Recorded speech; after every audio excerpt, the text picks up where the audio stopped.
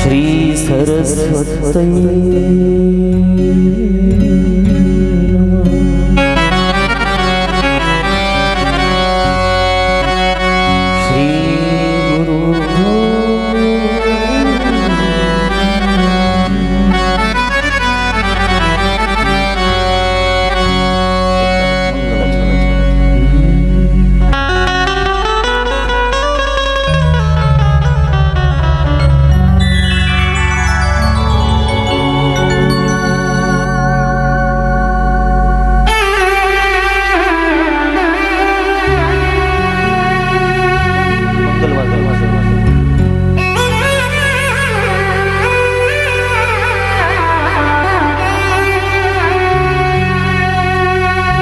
गजानन भूतगणादिसेवितं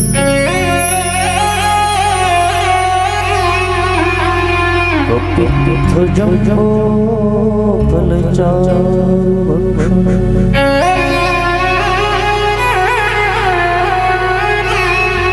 उमासुतं शोकविनाशकं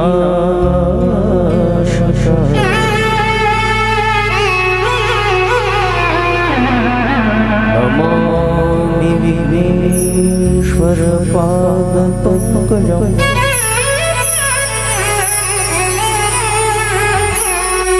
महायोगपीठे तटे भीमरत्ना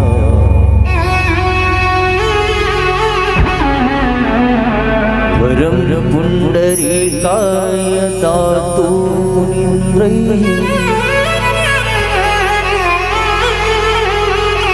समागत्य तिष्ठन् तमानन्दकन्दं परब्रह्मलिङ्गं भजे पाण्डुरङ्गम्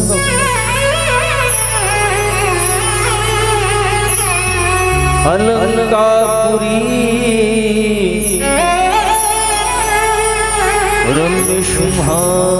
रम्यसिंहासनस्थं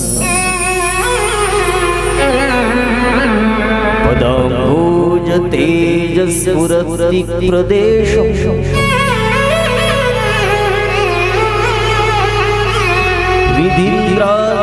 विधीन्द्रादिदेवैः सदा स्तूयमानं समाधिस्थमूर्तिं भजे ज्ञानदेवम्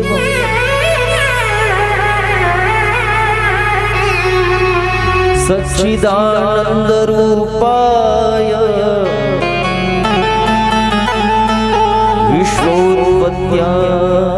विश्वोत्पत्त्यादिहेतवे तापत्रय विनाशाय श्रीकृष्णाय वयं नमः।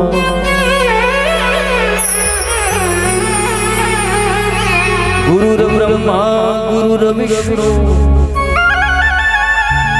गुरुर्देवो महेश्वरः गुरु साक्षात् परब्रह्म तस्मै श्री गुरवे नमः। तस्मै श्री गुरवे नमः। तस्मै श्री गुरवे नमः।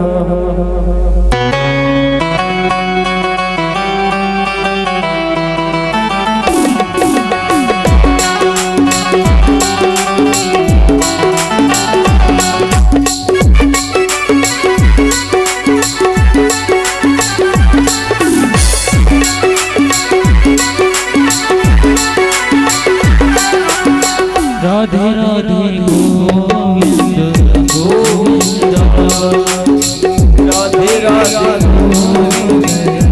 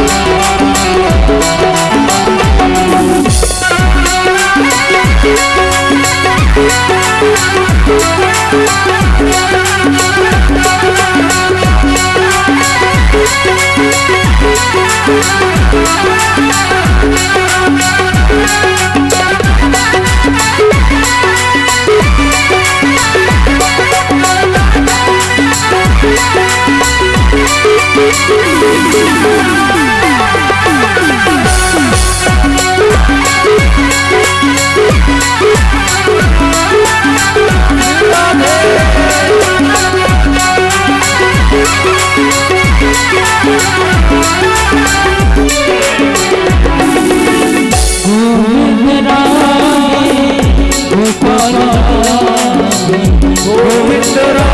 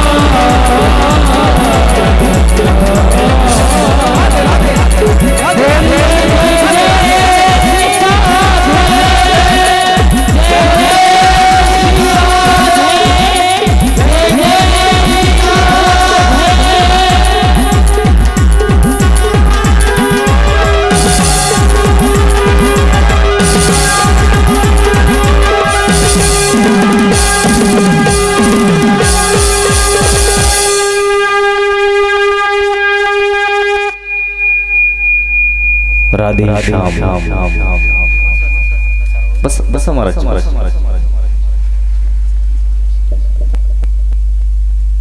संगीत राधे सच्चिदानंद रूपाय विश्वोत्पत्त्यादि हेतवे तापत्रय विनाशाय श्री कृष्णाय वयं नमः। ओम नमो भगवते वासुदेवाय। ओम नमो भगवते वासुदेवाय। ओम नमो भगवते वासुदेवाय। भगवान पंढरीनाथाच्या असीम कृपेने मुक्त कैवल्य त्रिजुनिधी भगवान श्री ज्ञानोबराय, वैराग्य मार्तंड श्री तुकोबराय, शांती ब्रह्मनाथ महाराज, सद्गुरु जोग महाराज, सकल महापुरुषांच्या आशीर्वादाने जगज्जननी वेदलक्षणा गौमाता हिच्या विशिष्ट कृपेने आपल्या भाकरवाडी नगरीमध्ये गेल्या 7 दिवसापासून श्रीमद भागवत कथा या ठिकाणी पाहता पाहता 1, 2, 3, 4, 5, 6 आणि आजचा 7वा दिवस आपण या धर्ममंडपामध्ये या कथेच्या माध्यमातून देवाचं चरित्र, देवाच्या भक्तांचं चरित्र आणि इतरत्र असे काही विषय त्याचा खूप आनंद घेतो। ज्यांनी या मंडपामध्ये बसून ठोस असा या ठिकाणी श्रीमद भागवत कथेचा आनंद घेतला, त्यांच्या मनाला हुरहुर लागत असत की आज काय होत आहे, कथा थांबत आहे। पण ही कायमची थांबणारी कथा नाही। हो, ज्या दिवशी या विश्वातली कथा थांबेल त्या दिवशी विश्व थांबल्याशिवाय राहणार नाही। हो, म्हणून अशा पद्धतीने कथेच्या संदर्भात आपण वेगळ्या वेगळ्या पद्धतीने विचार केला। ज्यांच्या माध्यमातून या कथेचा योग आला असे माझे स्नेही मित्र, जरी ते काही अगदी गावातल्या मुलासारखी पॅन्ट शर्ट दिसत असेल आणि वेगळे ड्रेस दिसत असेल, पण आंतरिक जे लक्षण आहे, हा का फेडीत जगाचे पापताप, पोखीत त्रीचे पादप, समुद्र जाया आप गंगेचे जैसे, अशा पद्धतीने अगदी ज्यांचं जीवन आहे की ज्यांच्या अंतःकरणात एकच इच्छा आहे, जे स्वप्न संतांनी बघितलं होतं या विश्वाच्या संदर्भात, दिसो परतत्व डोळा, पाहो सुखाचा सोहळा आणि रिगो महाबोध सुकाळा माझी विश्व, असं स्वप्न ज्ञानेश्वर महाराजांनी पाहिलं होतं। हे विश्व महाबोध सुकाळा माझी रिगो, कथेच्या माध्यमातून या विश्वातल्या लोकांनी आत्मभोग उपभोगावा, देवाच्या दर्शनाचा, देवाच्या कथेचा, संतांच्या कथेचा आनंद उपभोगावा। हो, आणि तो उपभोगत भोगत भोगत भगवत साक्षात्काराला प्राप्त व्हावं, दिसो परतत्व डोळा दिसो, अशा पद्धतीच्या संतांच्या स्वप्नपूर्तीसाठी ज्यांनी कंबर कसले, हो अशा पद्धतीचे श्री हरिभक्त परिणामचे शंकर महाराज, त्यांच्यासाठी एकदा जोरदार टाळ्या झाल्या पाहिजे। तसेच आज विशेष करून संत महंत या ठिकाणी कीर्तनकार असेल, कथाकार असेल, रामायणाचार्य, भागवताचार्य, अशा पद्धतीने सगळे ऋषी मुनी या ठिकाणी उपस्थित आहेत, त्यांच्या चरणी मी नतमस्तक होतो। आणि ही आमची सर्व गंधर्वाची सभा, यांच्यासाठी एकदा जोरदार टाळ्या वाजवा। आदरणीय महाराज विशाल बाबा, हो सुंदर सिंथ वादक, सुंदर त्या ठिकाणी भजन सम्राट आहे महाराज, महाराजांचं बी आज आगमन झालं। अगदी महाराजांना बी धन्यवाद द्यावे तेवढी कमी आहे। आणि हे आपली सर्व रोजची मंडळी आहे, यांनी खूप आनंद या कथेला या ठिकाणी, हो म्हणजे मी तर बाबा आता असे माझा स्वर लागतो की नाही मलाच माहीत, हो अशा पद्धतीने, हो पण ही सगळी मंडळी रथी महारथी या कलाक्षेत्रातील, कोणी भीष्माचार्य, कोणी द्रोणाचार्य, एकेकाची मनोव्यापारी, अशा पद्धतीने ही सगळी मंडळी आहे। म्हणून यांच्यासाठी बी एकदा टाळ्या वाजायला पाहिजे। आणि अशा पद्धतीने आपल्याला आज कथा औपचारिक थांबणार आहे आज का, बरोबर आहे। आणि या कथेच्या माध्यमातून आपल्याला जे काही गायीच्या संदर्भात कार्य करायचं आहे, हो कारण आमच्या शंकर भाऊची संकल्पना आहे की कथा निमित्त आहे, हो काम करायचं गायीसाठी, म्हणून त्या गायीसाठी काल कुणाचं लग्न लागलं, कुणाचं लग्न कुणासोबत लागलं? हे पोरं, कृष्णाचं लग्न कोणासोबत लागलं? हा, राधा कोण म्हटलं गड? कोणासोबत लागलं? हा, रुक्मिणी सोबत लागलं, बरोबर आहे. हा, मग लग्नात काय नेत असतात? आहेर. मग आणले की नाही तुम्ही आहेर आणले का नाही? हो, काल मी तुम्हाला सांगितलं होतं, आहेर जरी समजायचं नाही तुमच्या पिशव्यात घेऊन आले, पण संकल्प करायचा दुसऱ्या दिवशी आहेर कुठं जमा करायचा? त्या ठिकाणी हो, खुर्ची टाकून ती बसलेली आहे, हो त्या ठिकाणी आहेर जमा करायचा. तर आमच्या सोबत आलेले आमचे शुभम दादा, हो शुभम भाऊ देवकर कुंभारीकर यांनी देखील त्यांनी आता माझ्या कानात सांगितलं, या लग्नासाठी माझ्याकडून देखील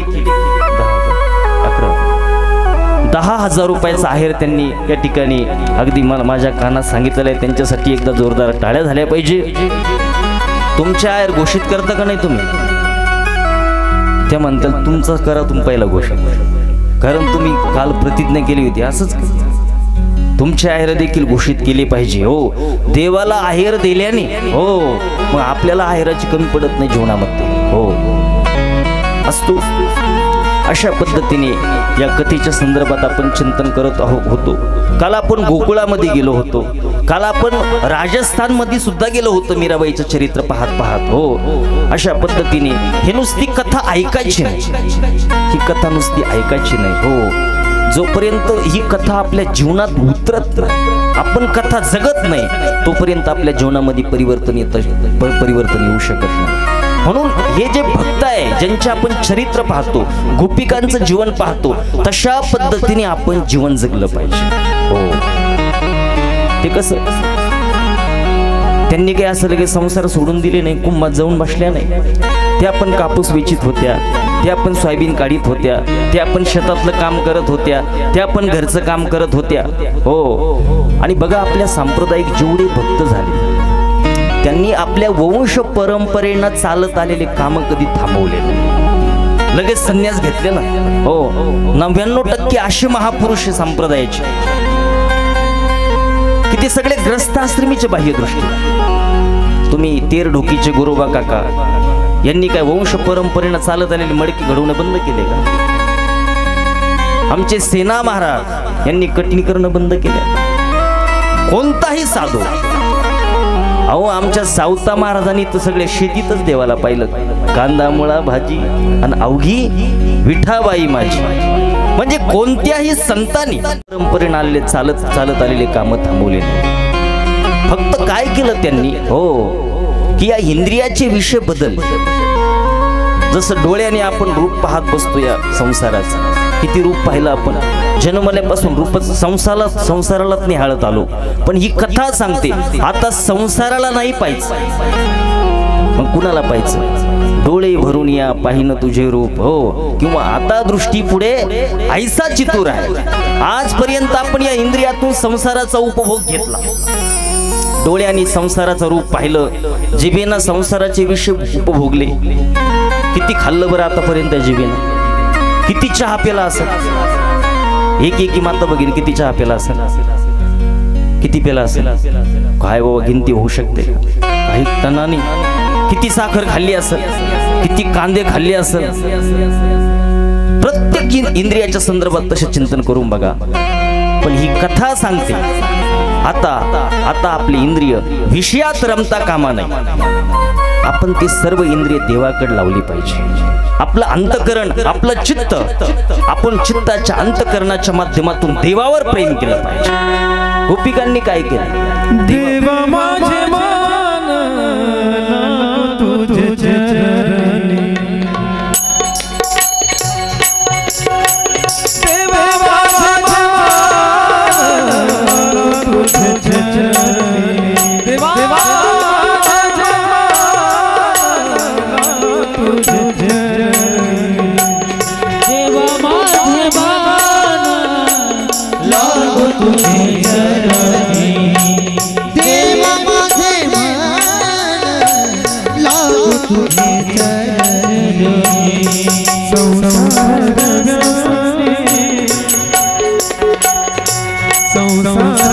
व्यसने पडो दे,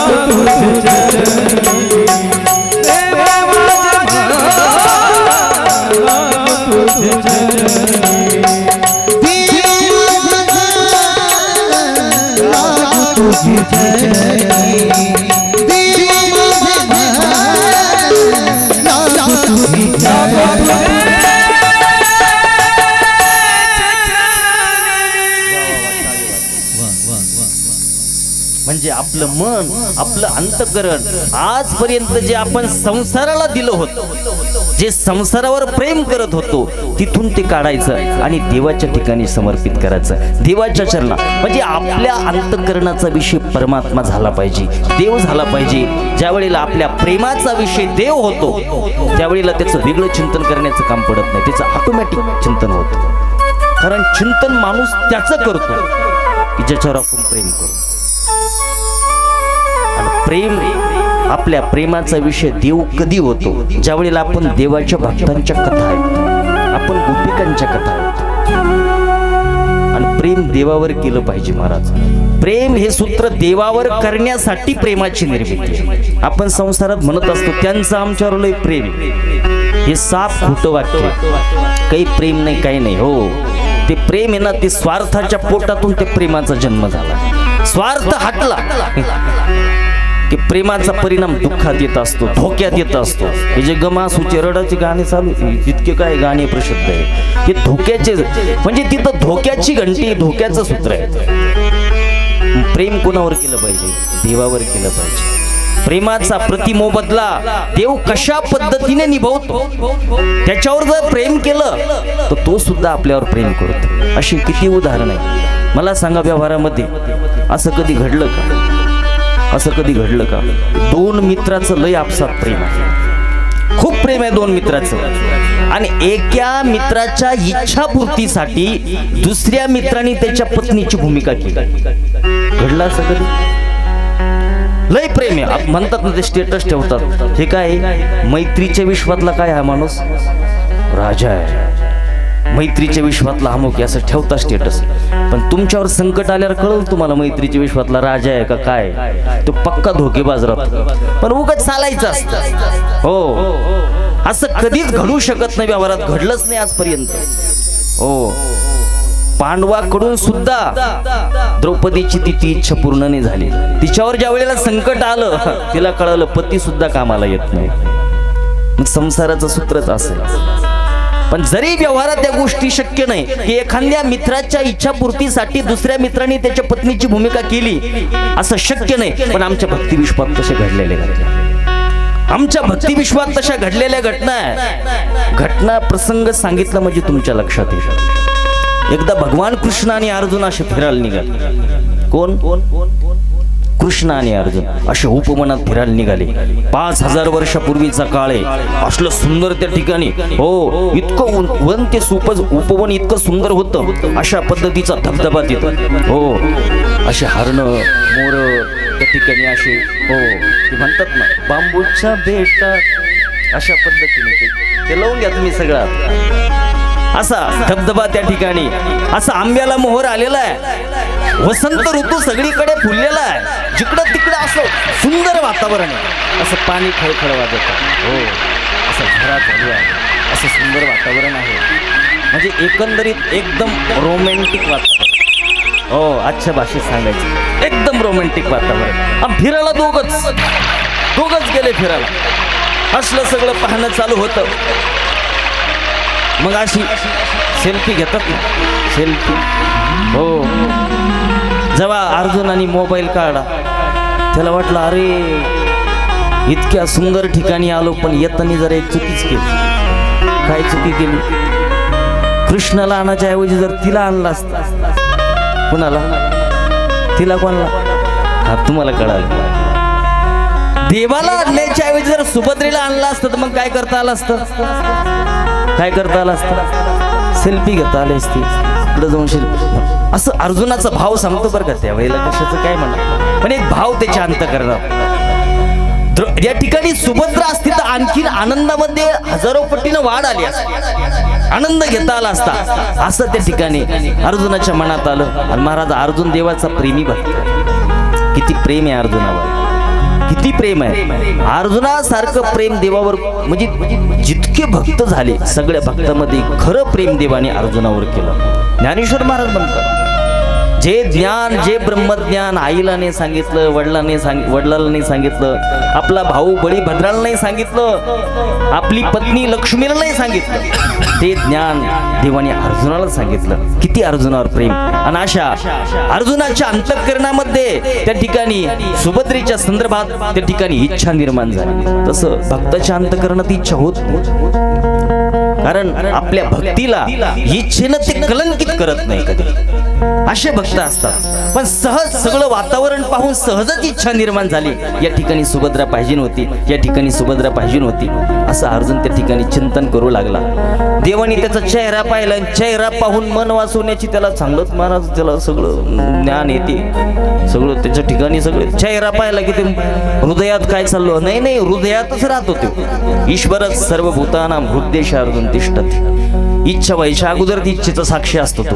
आणि देवीनी इच्छा कुणाच्या अंतःकरणात प्रगट झाली? आपल्या प्रेमी भक्ताच्या. त्याची इच्छा आहे की या ठिकाणी सुभद्रा पाहिजे. त्याने लगेच सांगितलं, अर्जुना जरा मी घोड्याला पाणी पाजून आणतो. आता कशाचं पाणी? तिथं झरे चालली, एवढे उपमने त्या ठिकाणी, हो. त्यांनी सांगितलं नाही, मी घोड्याला पाणी पाजून आणतो. अर्जुनाने घोडे सोडले त्या ठिकाणी, देवाने घोडे सोडले. कृष्णाने घोडे सोडून अशा झाडाच्या पाठीमागे गेला. लगेच सुभद्रा म्हणून आला. कोण? देव. कोणाची पत्नी होऊन आला? अर्जुनाची. लगेच अर्जुनासमोर जाऊन त्या ठिकाणी उभा राहिला. अर्जुन ते सुभद्रेला पाहून अर्जुनाचं काळी थर झालं. त्याला वाटलं हजारो किलोमीटर आलोय आपण, इतक्या दूर आलोय, आणि सहजच आपल्या अंतःकरणामध्ये सुभद्रेची इच्छा झाली. आणि तात्काळ या ठिकाणी सुभद्रा एखादी प्रगट झाली. कशी आली? तू कुठून आली? इतक्या दूर कस काय आली?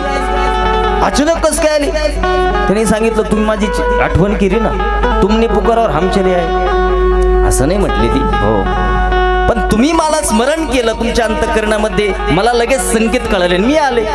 सांगितलं ठीक आहे, बस बस बस बस.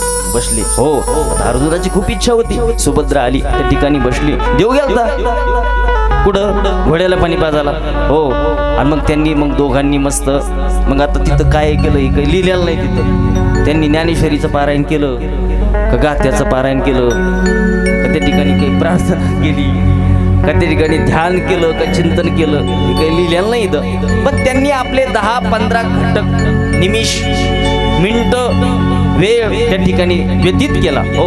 आणि 15 मिनिटं झाली की लगेच देवानं सांगितलं, सुभद्रा तुझा आहे बरं, देव येणार आहे. लगेच देव गेला घोड्याला पाणी पाजायला. तू लगेच लवकर निघ, आत्ताच निघ. पण जाता जाता अर्जुनाच्या अंतःकरणामध्ये ते प्रेम उतू यायला लागलं. असल्या टायमिंगला आली आणि मग ती खूप खुश झालेला अर्जुन. मग जाता जाता आपल्या बोटातली अशी एक मुद्रिका काढी आणि सुभद्रेच्या बोटात घातली. सांगितलं आजच्या दिवसाची ही टिप्स. सुभद्रा खुश झाली. सुभद्रा गेली निघून. सुभद्रा अशी झाडाच्या मागे गेली. ह्यो आला घोड्याला पाणी घोडे घेऊन. हो सांगितलं अर्जुना अरे जाताना लयच बोर होत. इतका पैसा प्रसन्न काही नाही सांगितलं. देवा असं बसलो होतो तुझं ध्यान करत होतो. नाही अर्जुना काहीतरी झालं इथं. हो हे सांगितलं देवा काय झालं इथं. काहीच नाही झालं. नाही काहीतरी घटना घडली. काहीच नाही घडली. बरं बरोबर ठीक आहे. सगळं पाहिलं ना फिरलं ना सगळीकडे. हो हो हो मग निघायचा. हा निघायचा. घोडे झुमटे निघले. रथ असा गेला 20-25 किलोमीटर. अर्जुनाची रथी होय हा सारथी. साक्षात सारथी होतो भक्ताच्या रथावर. आणि मग सहज पाठीमागे अर्जुन बसलेला आहे. देवाच्या हाताकडे लक्ष गेलं. देवाच्या बोटाकडे लक्ष गेलो आणि मग देवाच्या बोटात ती मुदी दिसली. आता अर्जुनाची मुदी ती. अर्जुनाचं एक एक वस्तू अशा होत्या की ती कंपनी फक्त त्याच्यासाठीच ती प्रोडक्ट बनवायची. कंपनी ती अर्जुनासाठी मुदी बनली. एकच मुदी बनली. आणि ती मुदी कोणाच्या बोटात घातली तिने. सुभद्रेच्या. त्याला वाटलं सुभद्रेच्या बोटात घातली याच्या बोटात कसं काय. प्रश्न पडला. पण प्रश्न काही सामान्य नव्हता. हो त्या प्रश्नाचा परिणाम खूप मोठा भयानक होता. पण त्याला वाटत याच्या हातात कसं काय मुदी आली. असं कसं काय होऊ शकतं. विचारावं का न विचारावं पण तिने डेअरिंग केली. सांगितलं देवा अरे ही मुदी तुझ्या बोटात कसं काय आली. सांगितलं काय अर्जुना आत्ताच तो माझा हातात हात घेतला. मुदी घातली माझ्या बोटात. परत विचारतो म्हणजे सुभद्र म्हणून तूच आला होता का. म्हणजे मग कोण आलं होतं. तू एका डार्लिंग त्याला 1000 किलोमीटर. हा महाराज अर्जुनाने असं काही पाठीमागं मुंडकं घातलं रथात. अशा पद्धतीने ऐकायला कसं वाटतं. हे भागवतात आलेले उदाहरण आहे. देव आपल्या भक्तावर कशा पद्धतीचं प्रेम करतो. आपण त्याच्यावर प्रेम केलं त्याचा मोबदला कशा पद्धतीने निभवतो. कशा पद्धतीने प्रेम करतो. तुम्ही नाथ भागवत वाचून बघा. असे एक एक ओव्यामध्ये असे सुंदर प्रसंग त्या ठिकाणी बंदिस्त केलेले नाथ महाराजांनी. पण असं होऊ शकतं का व्यवहारामध्ये. नाही होऊ शकत. व्यवहारात कुठल्या प्रेमाला धोकाच असतो. शेवटी नंतर रडणं सगळ्याचं ठरलेलंच राहतं. आणि कोणी सुद्धा शेवटी का होईना. सुरुवातीला 1 वर्ष 2 वर्ष 3 वर्ष 4 वर्ष 10 वर्षांनी का होईना. पण ते लग्न झाल्याच्या नंतर मी रडारडी चालू होत. खोटी गोष्ट आहे का.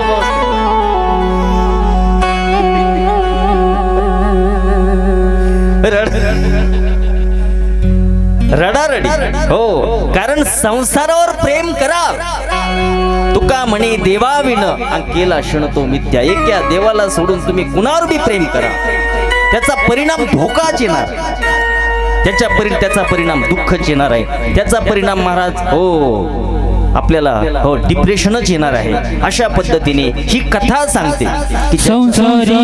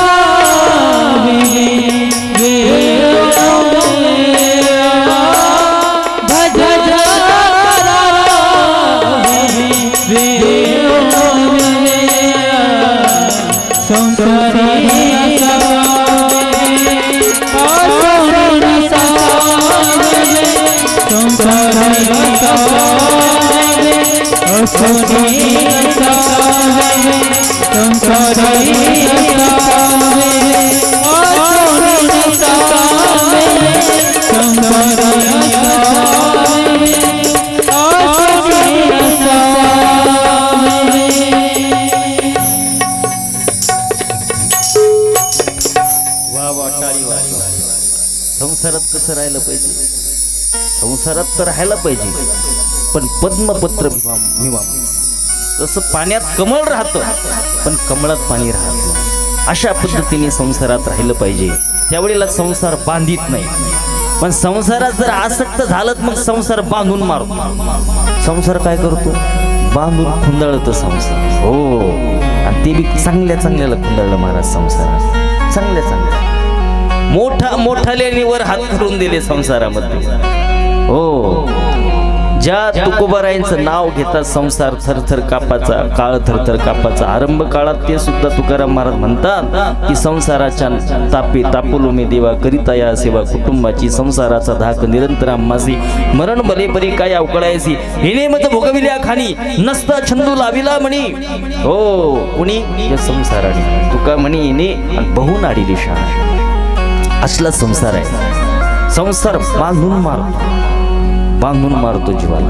हो, आणि एकदा मारत नाही, मारतो परत जन्माला घालतो परत मारतो. ही पुनरपि जननम पुनरपि मरणम. या संसारातून मुक्त व्हायचं असेल, सुटाचं असेल, आणि मुक्त होऊन जर आनंदाचा उपभोग घ्यायचा असेल, शाश्वत आनंदाचा, तर आपण कथा श्रवण केली पाहिजे. देवाचं चरित्र त्या ठिकाणी ऐकलं पाहिजे. आपण देवावर प्रेम केलं पाहिजे. किती प्रेम केलं पाहिजे? किती प्रेम करायचं देवावर? तुम्ही तुमच्या मुलावर किती करता? आई मुलावर करते, मुलगा आईवर करतो, बहीण भावावर करते, पत्नी पतीवर करते, है का नाही? किती करता बरं? 100% करता का नाही? त्यातलं फक्त 10% प्रेम माझ्या कन्हैयावर करून बघा, कृष्णावर करून बघा, कान्हावर करून बघा त्याचा परिणाम काय येतो. कारण तो सच्चिदानंद स्वरूप आहे, आणि ज्याचं आपण चिंतन करतो, ज्याच्यावर प्रेम करतो, ते स्वरूप आपल्या अंतःकरणाला प्राप्त होतं. देवावर प्रेम करावं. कृष्ण के कृष्ण के तर जाएगा, पार भव से उतर जाएगा, पार भव से उतर जाएगा, पार भव से उतर जाएगा. कृष्ण के कृष्ण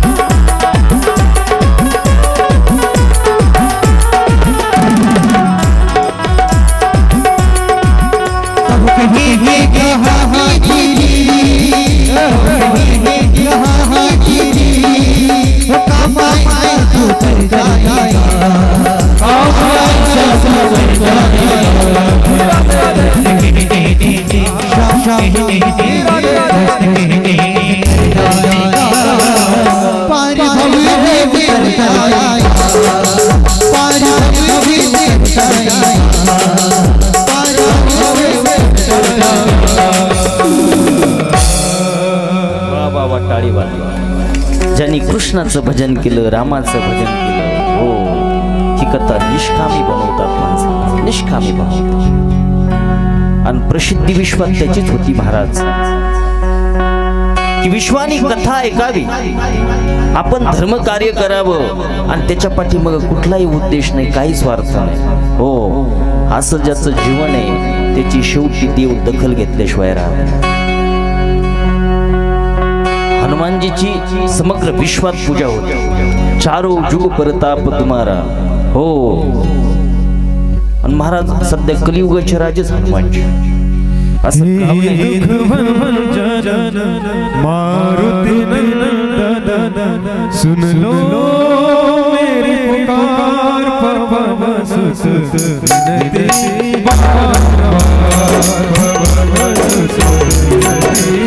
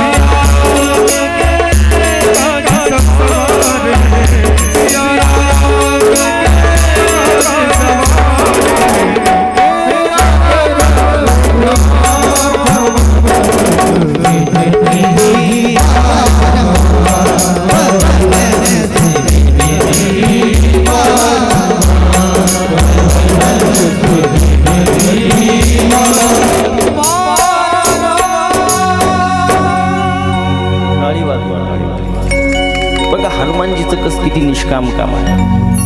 दिवसभर धर्मासाठी काम करत राहणं, सकाळपासून संध्याकाळपर्यंत रामजीचं काम, रामजीच्या संदर्भात काम, दिवसभर काम करायचं. आणि आहे कसे अतुलित बलधामम हेम शैलाब देहम दनुज बन कुशाणो ज्ञानी नाम ग्रगण्यम, असले त्यांचे विशेषण आहे. पण आमच्या हनुमानजीचं कुठंच बंगला नाही, कुठंच गाडी नाही, कुठलाच पुरस्कार घेत नाही, कसलाच स्वार्थ नाही.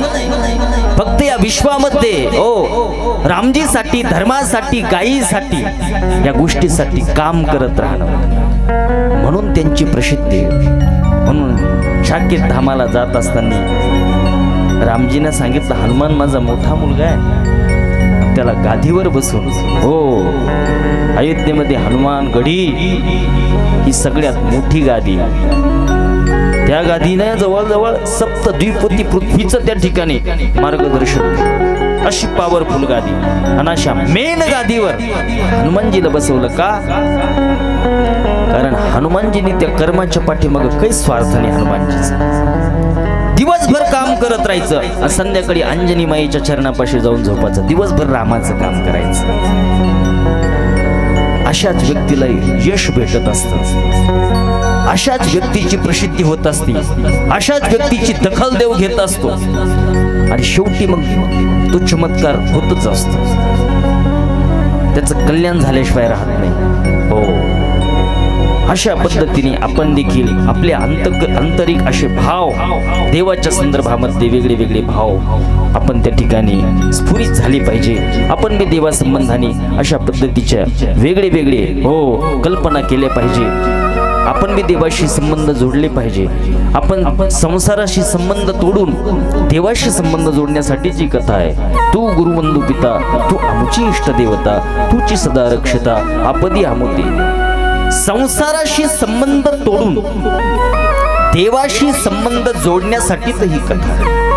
हो, पण आंतरिक बरं का, वरून वरून नाही, आंतरिक.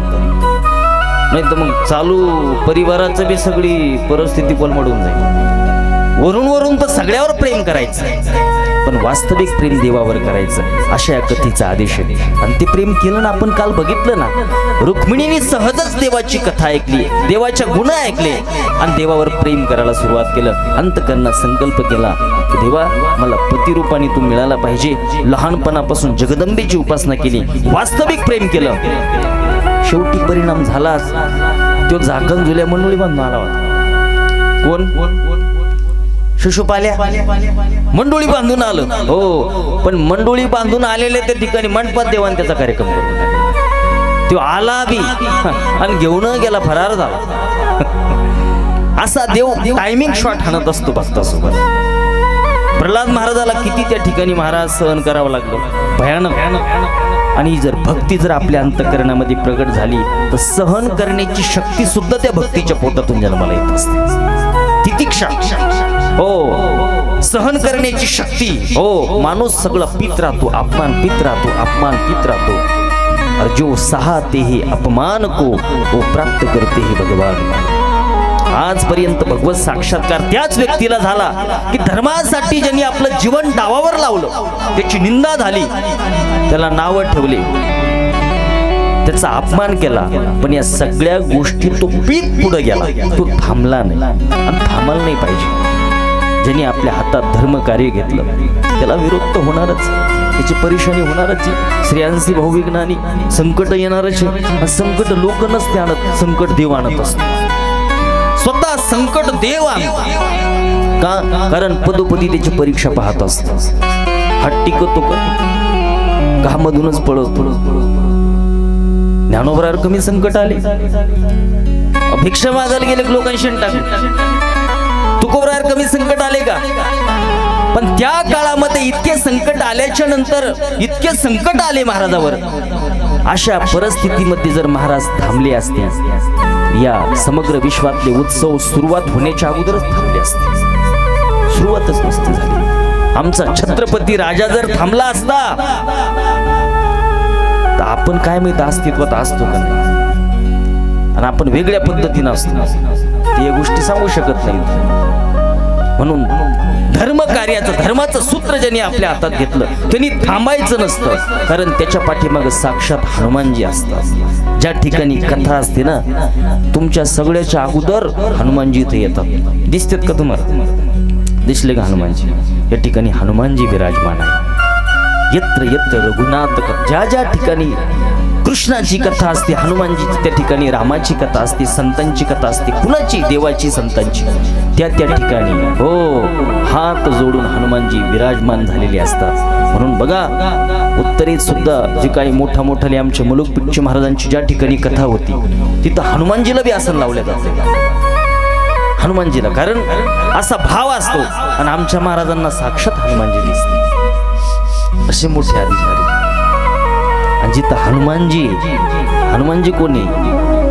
अष्टसिद्धी नव निधी के दाता, असबर दीन जानकी माता, राम रसायन तुमरे पासा. हे सगळं त्यांचं वर्णन आहे महाराज. अष्टमहासिद्ध्याचा गोदाम आहे त्यांच्याकडे. आणि अशा वेळेला एखादा देऊन टाकते, मग रिद्धी सिद्धी देऊन टाकते. हो, अनेक बाबा, आमच्या एक बाबाला देऊन टाकली त्यांनी, एकच सिद्धी देऊन टाकली.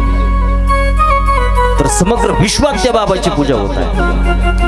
हो, दुबई सारखा देश भी जिथं सगळे आता बहुल तेच मंडळी आहे, पण त्या ठिकाणी सुद्धा हो ते स्वतः येतात. तिथला राष्ट्राध्यक्ष गाडी घेऊन येतो आणि तो सारथी होतो आमच्या बाबाचा, आणि स्वतः गाडीत घालून आपल्या बंगल्यावर घेऊन जातात. बाबांची मोठी पूजा होते. आणि दुसऱ्या देशाच्या पोटात दुखत आहे, मग त्याला कोण काय, याला काय गोळ्या बी नाही. हो, हे कशाच्या बळावर?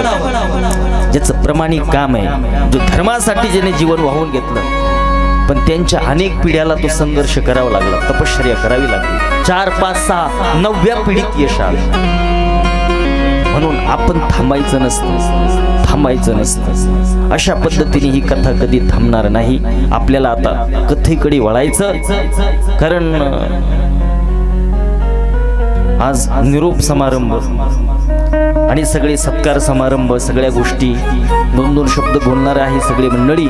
म्हणून आपल्याला आता किती आणखी आत्ता शिकत एक लग्न लागलं, आणखी किती लावायचे, किती लावायचे? 16,107 लावायचे आणखी. आता एक लग्नातच एक दिवस गेला का? दुसरं लग्न कोणते, दुसरी पत्नी कोणती देवायची सांगा बरं आता, कोणती? आता रुक्मिणी झाली, दुसरा नंबर कोणाचा? हा हा पूर्व काय हुशारी महाराज.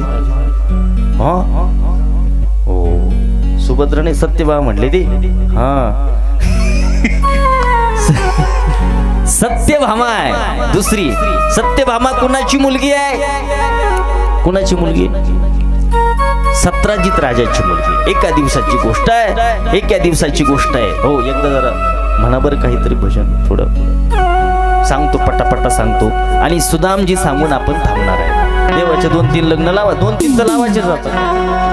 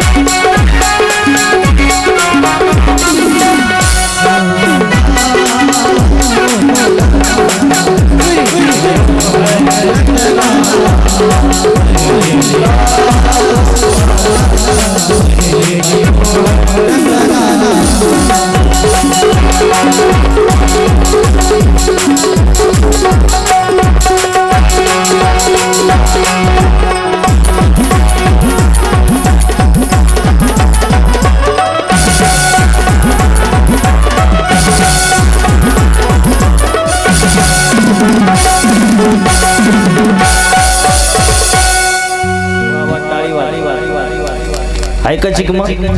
ऐकायची का? कोणती कथा? कोणती पत्नी देवाची दुसरी? सत्यभामा, जामवती. कथा ऐकायची का? ऐकायची. मग एक बार बोलना पडेगा. राधे श्याम, राधे राधे, राधे श्याम, सीताराम, राधे श्याम. हा, आता लक्षपूर्वक ऐका. एका दिवसाची गोष्ट आहे. देव त्या ठिकाणी द्वारकेमध्ये आपले जे काही मोठा मोठाले रथी, महारथी, प्रधान, सैनिक सर्वांसोबत मीटिंग करत होते. देव बसलेले होते. थोडा आवाज द्या, विको द्या जरा, विको द्या. अशा पद्धतीने त्या ठिकाणी मीटिंग चालू होती आणि अकस्मात एक दिव्य पुरुष येत आहे. काही सैनिकांनी बघितलं. हो, आणि महाराज इतकी चमक होती त्याच्या चेहऱ्यावर, असा प्रकाश पडलेला होता. असा लांबून प्रकाश पाहून काही सैनिक देवाकडे आलं. देवाला सांगितलं, देवा असला प्रकाश येत आहे द्वारकेच्या दिशेनं. आम्हाला वाटतं हा सूर्यनारायणच येत आहे तुमच्याकडे. सूर्यनारायण. देवाने सांगितलं, सूर्यनारायणच सध्या तर माझ्याकडे काही काम नाही. सूर्यनारायण तर येऊ शकत नाही. फोन नाही, काही नाही, मिस कॉल नाही, मेसेज नाही. असा कसा सूर्यनारायण डायरेक्ट? काय काम आहे त्याचं माझ्याकडे? हो. आंतरिक देवाने ध्यानपूर्वक बघितलं. देवाच्या लक्षात आला सत्राजित राजा. सत्राजित राजा द्वारकेमध्ये आला. हो, देवाकडे आला. हो, हा सत्राजित राजा म्हणजे सूर्याची मोठा उपास. त्याच्या जीवनात त्यांनी खूप वर्ष सूर्यनारायणाची तपश्चर्या केली आणि त्या सूर्यनारायण प्रसन्न होऊन त्याला एक मणी दिलाय. कोणता मणी? सेमंतक. सेमंतक मणी त्या सूर्याकडून प्राप्त झाला. काय विशेषता आहे त्या मण्याची? त्या मण्याचं जर पूजा केली त्यांनी प्रातःकाळी, त्याला फूल वाहत गेला, 108 फुलं वाहिले की त्याला कितीतरी किलो सोनं द्यायचं. रोज 60 किलो सोनं द्यायचं. किती? 60 तोळे नाही माता भगिनी. हो, किती किती 60 किलो. काय किलो आहे सोनं सांगा बरं? सोनं काय किलो? काय किलो आहे? बरं काय छटा घे? काय छटा घे सोनं? तोळा. तोळा बी सांगता येणार. हा, किती द्यायचा तो? रोज 60 किलो सोनं द्यायचं. श्रीमंत. असं श्रीमंतक म्हणी त्याने गळ्यात धारण केला. लगे आला तर देवाने सगळे बसलेले होते. सर्वांच्या चरणी त्या ठिकाणी राम राम श्याम श्याम झाला. देवाला नमस्कार केला. आता श्रीमंतक म्हणी प्रदर्शनच ना, थोडं गळ्यात घालून उगाच फिरणं. हो, देवाने बसवलं. सांगितलं, अरे सत्राजित गळ्यात काय तुझ्या? सांगितलं, देवा श्रीमंतक म्हणी काय विशेषता आहे म्हणायची? रोज 60 किलो सोनं देतो म्हणे. आणखीन ज्या राज्यात हा मणी असेल त्या राज्यात अतिवृष्टी नाही, अनावृष्टी नाही, कुठलंच संकट येत नाही. देवाने सांगितलं, चांगली गोष्ट आहे. वा. आणि हा सत्राजित म्हणजे मांडलिक राजा, म्हणजे आजच्या भाषेत सांगायचं तर राज्याचा मुख्यमंत्री. आणि देवाची द्वारका केंद्रीय स्थान. देव केंद्रीय स्थानी, तो राज्यस्थान. देवाने सांगितलं, मग इतक्या विशेषता आहे मेण्याची देऊन टाक राज्यामध्ये, केंद्रामध्ये. हा म्हणे जर केंद्रीय स्थानी राहिला, इथं राहिला द्वारकेत, तर सगळ्या देशाला लाभ होईल. आणि तो स्वार्थापोटी राज्यालाच लाभ होईल. देवाने सहज इतक्या सगळ्या भरसभेत मागितलं म्हणे. त्याचं लय जीव त्याच्यात कसं असतं महाराज, लय असं कुठली वस्तू आणली तर पहिली देवाला समर्पित करूनच परिधान केली पाहिजे. खायची असो, प्यायची, कसली बी वस्तू असो. आणि देवानी मागितलं. हो, देवानी मागितलं. सांगितलं, नाही देत नाही म्हणे. मी इतकी तपश्चर्या केली, इतकी वर्ष, मी कसं काय देईन तू म्हणे. हो, देवाने उगा मजा केली. पण त्याला वाटलं, हा देव मला मणी मागतो म्हणजे मी देवापेक्षा मोठा झालो. आता कधी कधी वाटत माणसाला. असलाच भ्रम झाला सत्राजिताला. सत्राजित निघून गेला महाराज. पण झालं काय? उगा 4-2 महिने गेले, पण त्याच्या डोक्यात ते होतं. आणि मीडियावाले राहतेच ना तिथं, फोटोग्राफर, मीडियावाले. देवाने मागितलं होतं तेवढं वाक्य घेतलं त्यांनी रेकॉर्डिंग करून. आता मग ते झालं सगळीकडे. देवाने मणी मागितला, त्याच्या जर पावरच आली सत्राजिताला. 4-2 दिवस गेले आणि सत्राजिताचा भाऊ, हो ते प्रसेन, ते म्हणे, दादा मी माझ्या गळ्यात बांधून येतो म्हणे, जरा फिरून जरा वजन टाकून येतो म्हणे सगळ्या भारतात. त्याने गळ्यात बांधलं, निघलं वजन टाकायला. दुसऱ्या देशात, दुसऱ्या राज्यात जायचं होतं. जंगली रस्ता होता. रस्त्यात त्याला कोणीतरी धरलं, पिशे बोकार मार. त्याची लोड शेडिंग झाली आणि त्याला एका शिवानं उचललं. एका शिवाने त्याचा कार्यक्रम केला. पहिलं माणसाने जर कुटीला असेल पडला असेल मग शिव आला असेल अशी काही कल्पना. शिवानी त्याला उचललं, त्याचा कार्यक्रम करून टाकला आणि ते सीमंतक मणी घेऊन शिव फरार झाला. शिवमणी बोंबले. हो असली कथा आहे. हो मी सांगल तुम्हाला. म्हणजे तो मेला, जंगलात घालून गेला आणि तो मेला. मेला तर मग झाली सगळीकडे चर्चा. सत्राजितला वाटलं माझा भाऊ गेला, मेला, मणी घेऊन गेला, मेला. हो आणि मग त्याच्या डोक्यात आलं माझ्या भावाला कोणी मारलं, कोणी मारलं असेल, कोणी मारलं असेल माझ्या भावाला. आता सिंहाचं मी सिंहाचं डोक्यातून काढून टाक. त्याचा भाऊ तिकडं मेला. त्याला वाटलं कोणी मारलं असेल. त्याला वाटलं कृष्णानेच मारला असेल, कारण कृष्णानेच मणी मागितला. 4-2 दिवसापूर्वी कृष्णाने मणी मागितला. म्हणजे कृष्णाला मोह झाला म्हणायचा. मी दिला नाही म्हणून माझ्या भावाच्या गळ्यातला हिसकून घेतला आणि माझ्या भावाचा हत्या करून टाकली कृष्णाने. असं मनात कोणाच्या आलं? सत्राजिताची. बोलता बोलता माणूस बोलून जातो. आता मीडिया पुढे बोललं तसलं बोललं, ते वाक्य झालं ना रेकॉर्ड, सगळं ते लगेच व्हायरल होऊन ते आलं सगळं. ते लगेच द्वारकेत सगळ्या टीव्हीला तेच. कृष्णाने काय केलं? सत्राजिताच्या भावाला मारलं. कशासाठी? मण्यासाठी. अरे सुकळीच्या असे किती भीती मण्याच्या ते सगळ्या कंपनीचा मालक येतो. हा नाही मला सुकळीच्या सुंबळ्या म्हणत अशा पद्धतीने. पण आता चर्चा सगळीकडे झाली. महाराज मंत्रालय चालू होते तिथे सगळी. हो धर्मसभा चालू होती. हो सुधर्म त्या ठिकाणी सभा चालू होती. आणि देवानी तसं बातमी ऐकली लगेच इस्तिफा देऊन देवानी इस्तिफा देऊन. कारण जे राज्य करणारे लोक राहते महाराज त्यांच्यावर जर आरोप प्रत्यारोप झाले तर माणसाने त्यांनी साईडला इस्तिफा द्यायला पाहिजे. देवाने इस्तिफा द्यायला सांगितलं. जोपर्यंत हे जो कलंक माझ्यावर लावला सत्राजिताने, जोपर्यंत त्याचं मार्जन होत नाही, याची वास्तविकता, याचं सत्यपणा जगासमोर आणीत नाही, तोपर्यंत मी पदावर. असलं ठरवल्याच्या नंतर बळीराम दादाला सोबत घेतलं. सांगितलं दादा मी संकटात. दादा सांगितलं मी बी बातमी ऐकली सकाळी तुझ्या नावाची चर्चा व्हायला लागली. हो सांगितलं आत्ताच त्याचा आपण शोध घेतला पाहिजे. हो दादाने सांगितलं थांब मी जरा काही सैनिक घेऊन जातो. मग त्या ठिकाणी काही मग चर्चा झाली, मीटिंग झाली. CID FID सगळी त्यांच्यासोबत. हो सांगितलं कुठं गेला होता, कुठून निघाला. सांगितलं या जंगलाच्या दिशेने गेला. देव जंगलात गेले. जंगलात गेल्याच्या नंतर देवाला तिथं दृश्य दिसलं. ती प्रसन्न मरून पडलेलं. देवाला सांगितलं कोणी मारला असेल. तिथला सगळा माग पाहिला. सांगितलं एका शिवासोबत याची झटापट झाली. असं लक्षात आलं माग पाहून. सांगितलं त्याला शिवानी मारलं. हो सैनिकाने विचारलं देवा कोणी मारलं? शिवानी मारलं याला. मग शिवाच्या पायाचे ठसे माग घेत पुढे गेले तर शिव मरून पडले. आता शिवाला कोणी मारलं? तेव्हा पुढे प्रश्न झाला कोणी मारलं. देवाने तिथला सगळा माग पाहून देवाने सांगितलं शिवाला अस्वलाने मारलं. कोणी मारलं? कोणाला मारलं? मांजरीला कोणी मारलं? म्हणजे कोणी विचारलं मांजरीला कोणी मारलं? उंदराने मारलं. शिवाला अस्वल मारेल का? पण माग तसा होता. कुणी मारलं देवा शिवाला? सांगितलं अस्वलाने मारलं. माग तर तसा दिसायला. ठीक आहे म्हणे अस्वलाने मारलं. बरोबर. मग अस्वलाचा माग घेत देव त्या ठिकाणी गेले. अशी मोठं त्या ठिकाणी पर्वत होता. देवाने सांगितलं अस्वल या गुहेत शिरलं म्हणे. हो देवाने सांगितलं तुम्ही इथंच थांबा मी जातो म्हणे येतात. कारण काही धोका असू शकतो म्हणे. देव त्या गुहेत शिरलेले आहे. गुहेत गेलेले देव. आणि ज्या सीमंतक मण्याचा आरोप देवावर आला होता चोरीचा तेच तो सीमंतक मणी त्या पोरीच्या ती पोरगी खेळत होती अशी ती सीमंत. तिच्या आजूबाजू 4-5 दाशा होत्या. ती अशी खेळत होती. आणि ती दुसरी तिसरी कोणी नसून ती जामू होती.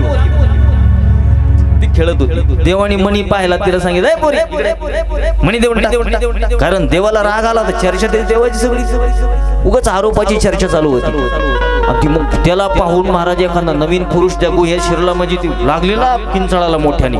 तिने आरडाओरडा चालू केला. आणि आपली मुलगी धोक्यात आहे असं ज्या वेळेला अस्वलाला कळलं की अस्वल म्हणजे जामोदजी बरं का. दुसराच अस्वल धरणार हे साक्षात जामोदजी. आपली मुलगी धोक्यात आहे, संकटात आहे, कोणीतरी परपुरुषांनी या ठिकाणी हो मध्ये प्रवेश केलेला असा जामोजीच्या लक्षात आल्यावर जामोजी डायरेक्टच आली महाराज देवावर त्यांनी अतिक्रमण केलं, आक्रमण केलं. जे दोघांचं युद्ध लागलं हे त्याला बुद्धी हाणतात, ते यांना बुद्धी हाणतात. त्या ठिकाणी मुष्टी युद्ध चाललं, गदेचं युद्ध चाललं, कोणीच माघार घ्यायला तयार नाही. देवानी बुद्धी घातली की जामोजी बुद्धी घालायची हो, अशा पद्धतीने युद्ध चाललं. 1 2 3 4 5 6 7 27 दिवस युद्ध चाललं. कुणी माघार घ्यायला तयार, कुणी माघार घ्यायला तयार नाही. अशा पद्धतीने सहज जामोजीच्या लक्षात आलं आपल्या समोर तर कोणीच टिकत नाही, आपल्या सोबत तर कोणी टिकत नाही. मग हा असा कोण दिव्य पुरुष आहे की 27 दिवस झाले हा बेशुद्ध बी पडलं. माझ्या एका बुक्कीमध्ये चांगले चांगले बेशुद्ध पडायचे. कोण असेल?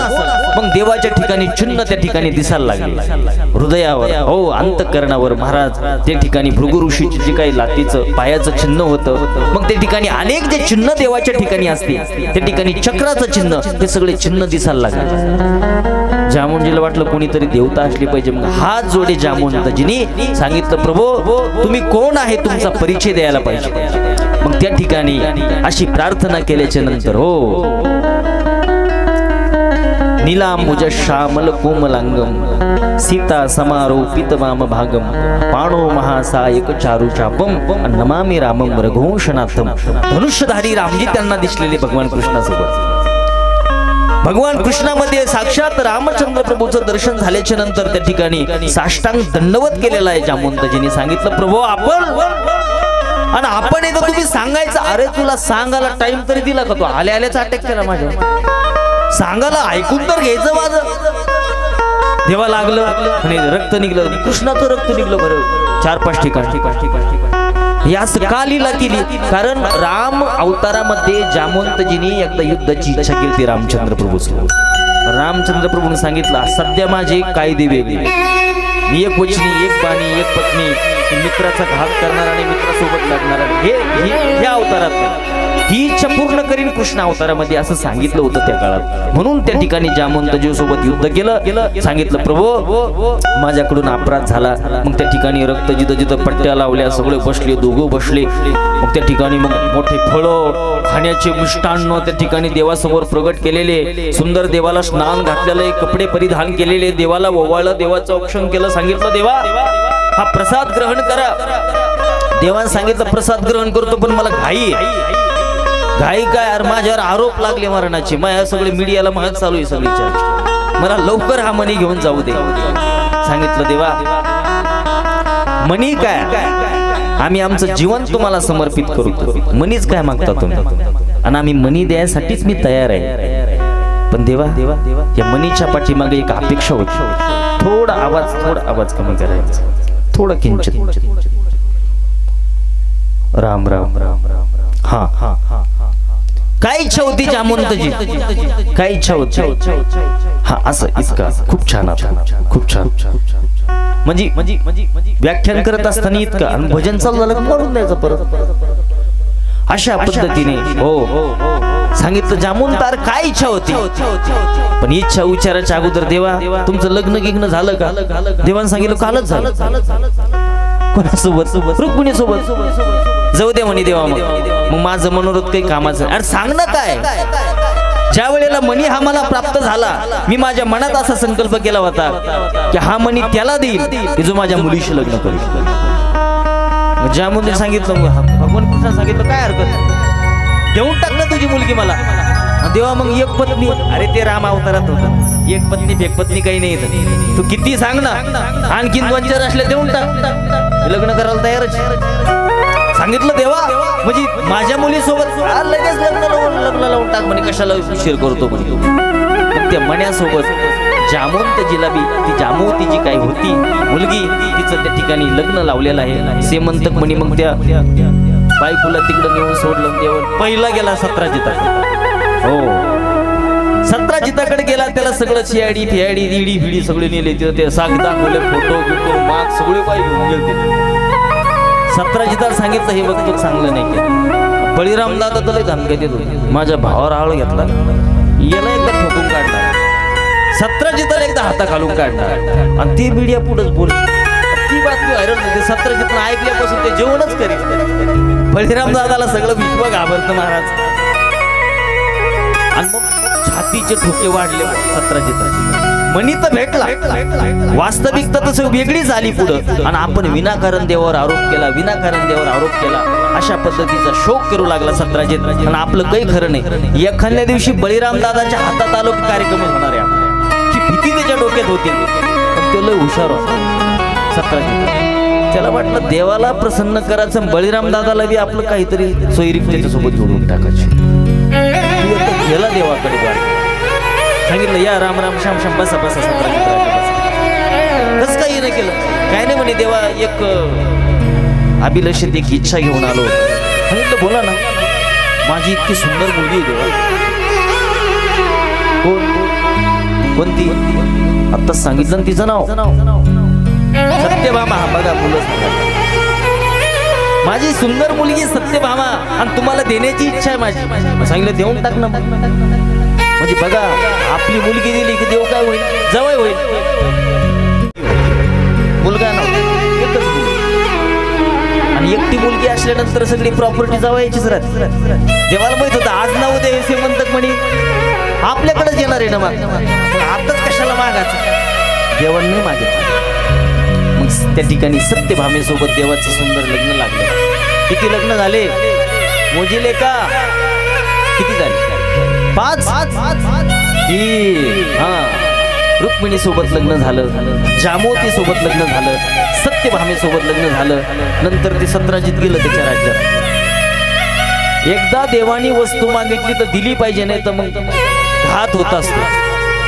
परत 4-2 महिने गेले आणि त्याच्या भावकीतलं एक कृतवर्मा ते पुढं आलं. त्याला दिलं झोड. कोणी? त्याला अशा माणसाने दिलं पेटून. विश्वास बसत नाही माणसाला. हे देवाचे भक्त आहे. हो विदुर काकांनी दिलं त्याला. सांगितलं अरे काय पा तू लय तो भाऊ पुढं चाललाय, टाक त्याचा कार्यक्रम करू. काय कर मारून टाक त्याला. श्रीमंतपणी घेऊन जा होय फरार. तू गिरून मारलं सत्राजित. श्रीमंतपणी घेऊन फरार कुठं बरं मी. कोणी मारलं कोणी मारलं कोणी मारलं कोणी मारलं. आता काम महाराज इकडं सत्यभामेला कळालं माझ्या बापाला मारलं बापाला मारलं बापाला मारलं. तिनं ती बातमी पाहिली होती. एकदा माझ्या नवऱ्याने श्रीमंतपणी मागितलं नवऱ्याने मारलं माझ्या बापाला. परत झालं तू बरोबर. सत्यभामा रडायला लागली, महाराज देव बी रडायला लागला. तिचं तिच्या सगळ्या गोष्टी कराव्या लागतात. हो अर्जुनाने विचारलं देवा गता सुन गता सुष्टनानुशोचंती पंडिता हे सांगणारा तुझे. त्याने सांगितलं तिकडे दे, इथं बायको समोर सगळ्या गोष्टी करायला लागतील. इथं ते चालत काही. मग आता परत शोध घेतला कोणी मारलं कोणी मारलं. पहिल्यांदा बाहेरचे लोक म्हणायला लागले, आता घरचेच म्हणायला लागले श्रीमंतक म्हणण्यासाठी माझ्या बापाला माझ्या नवऱ्याने असले सगळे. महाराज हा संसार आहे, संसारात सगळी ओढतान सगळे दुनिया. संसार कुणाचाही असू द्या, संसार म्हटलं की दुःख आरोप प्रत्यारोप कलह क्लेश हे पदोपदी असतात. संसार देवाचा असला तरी ते होणार सगळं अशा पद्धतीने. हो मग परत बळीराम दादा गेला, कृतवर्म्याला जाऊन धरलं, त्याला धरून आणलं आणि ते श्रीमंतक मणी घेऊन ते महापुरुष गेले काशीला निघून. देवाने फोन केला, मग ते श्रीमंतक मणी आणून द्याला. मग परत सत्यभामे पैसे दिला. अशालाही घाट नाही. आता ते कुठं वेळ आहे आपल्याला सांगायला. त्या कथा अशा याच्यात घुसत गेलं की त्या कथाच कथा आहे सगळ्या. मग असं दुसरं लग्न तिसरं लग्न चौथं लग्न पाचवं लग्न 8 9 10 11 12 1000 2000 16,108 लग्न की जय झाले देवाचे. आणि मग देवाचे लग्न झाले. मग देवाचा संसार सुरू झाला. देवाचा ग्रस्त आश्रम सांगितलेला आहे भागवतामध्ये. इतका सुंदर ग्रस्त आश्रम देवाचे, इतका सुंदर.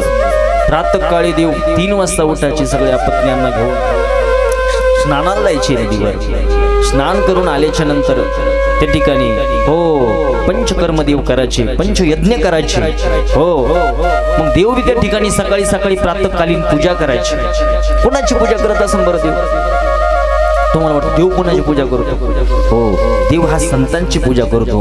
मग तिथं ज्ञानेश्वर महाराजांचं मंदिर, व्यासांचं मंदिर, तुकोबारायचं मंदिर, आमच्या नाथबाबांचं मंदिर, अशा सगळ्या संतांची मंदिरं हजारो मंदिरं भक्तांची. मग ते प्रत्येक मंदिरात देव जायचा, त्या ठिकाणी पूजा करायचा, गायीची पूजा करायचा, सूर्याची पूजा करायचा, नदीची पूजा करायचा.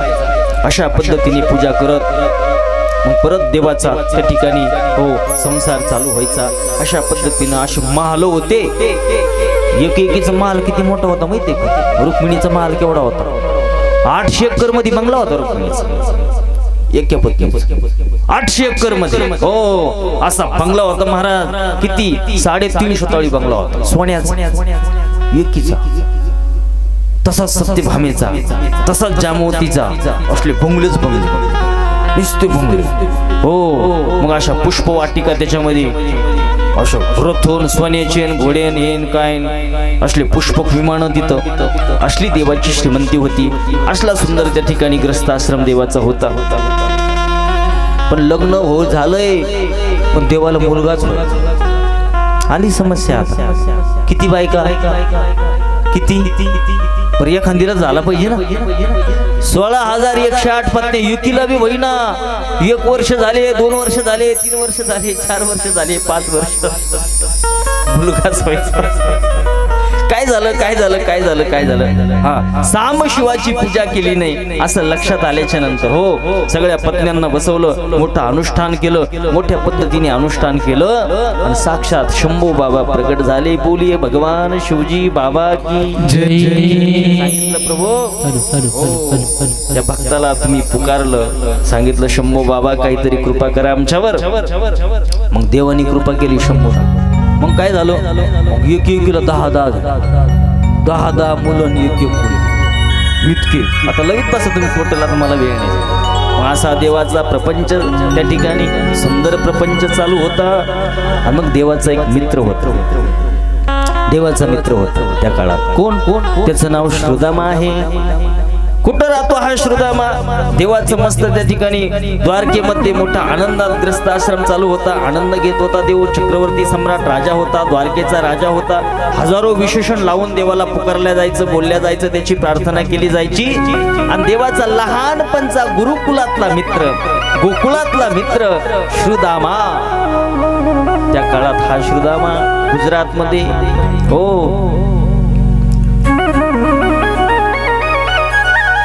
त्या ठिकाणी श्रुदामाचं गाव आहे पोरबंदर. त्या ठिकाणी श्रुदामा त्या ठिकाणी राहायचा. अशी गरीब महाराज.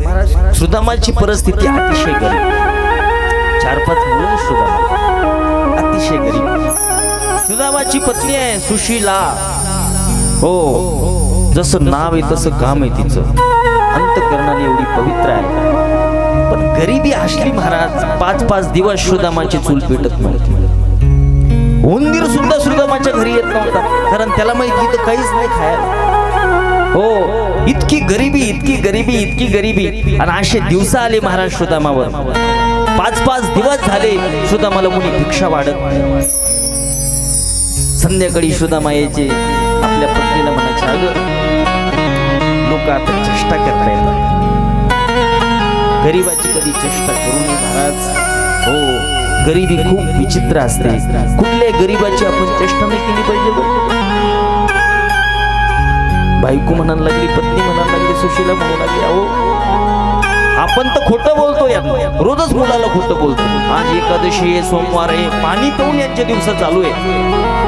जे आपण निर्माण केलं हे काही पाप तर करत नाही आपण. आपल्यासाठी नाही पण मुलासाठी काहीतरी पाऊल उचललं पाहिजे. तुमचा मित्र बघा, श्रुदामाचा एक ब्राह्मण मित्र होता तिथं.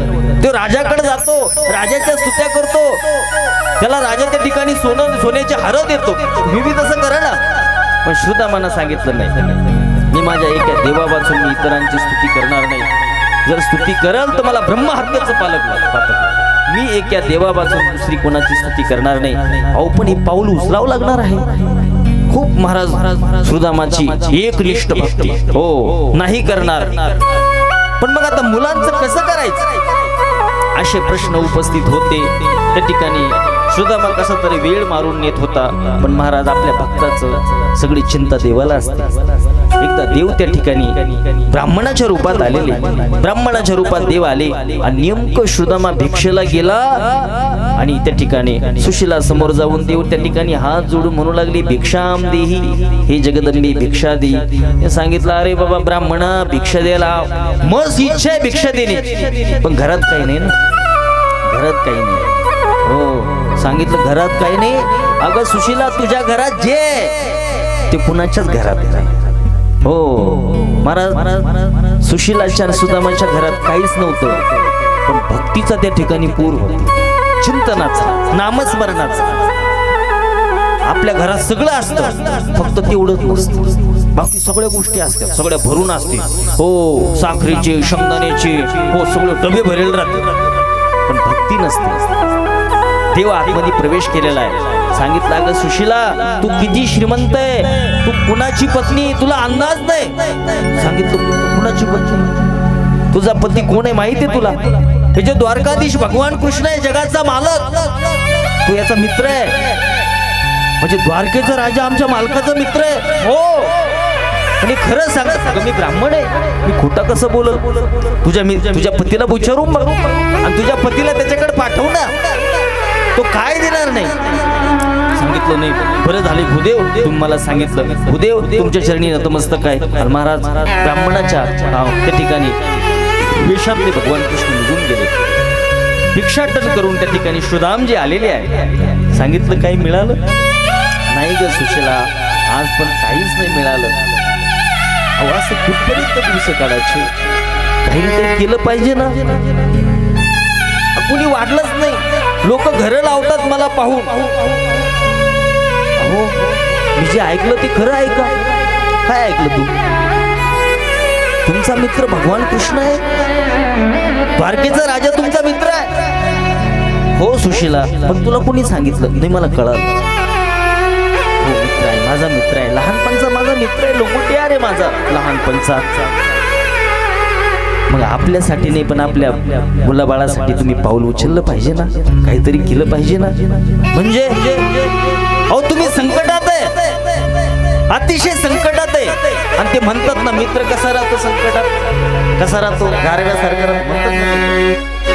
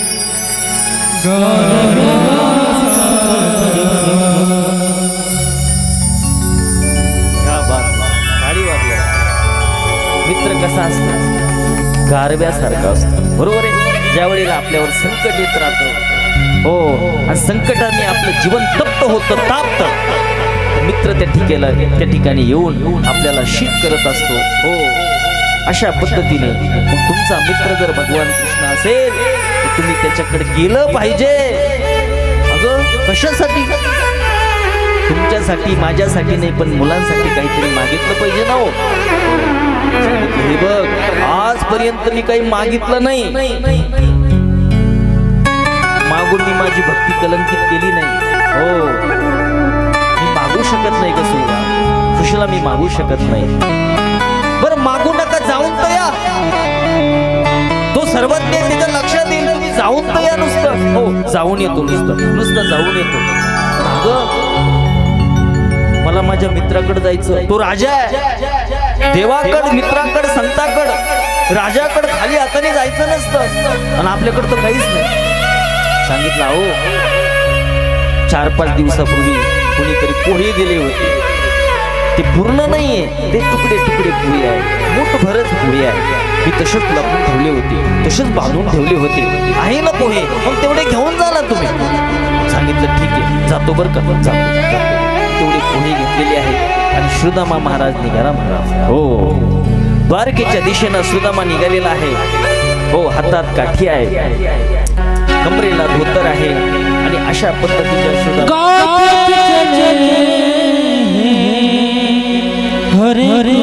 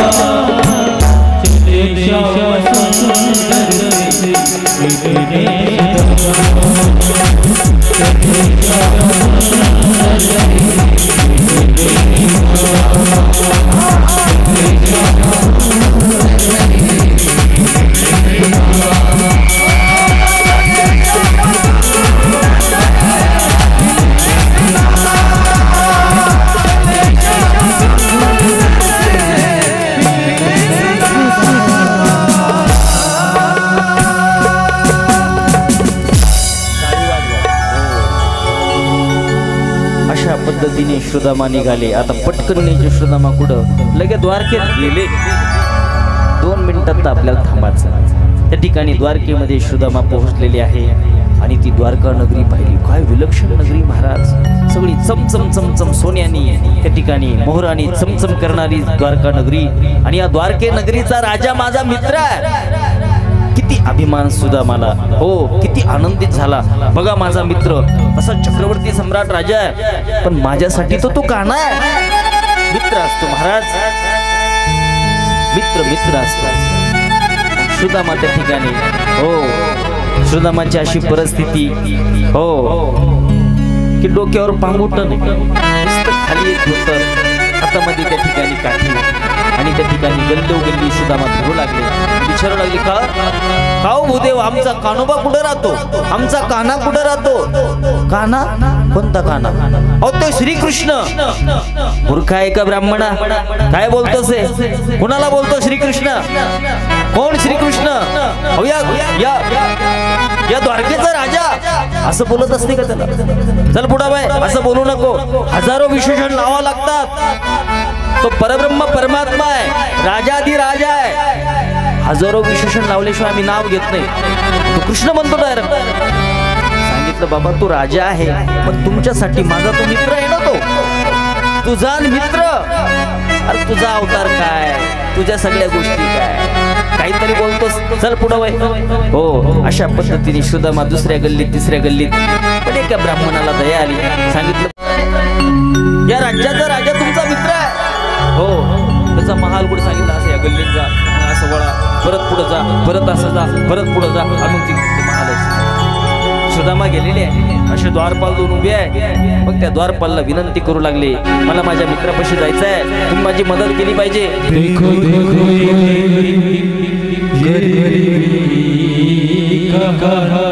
कृष्ण के दर पे विश्वास से मेरे बचपन का यार है मेरा यही सोच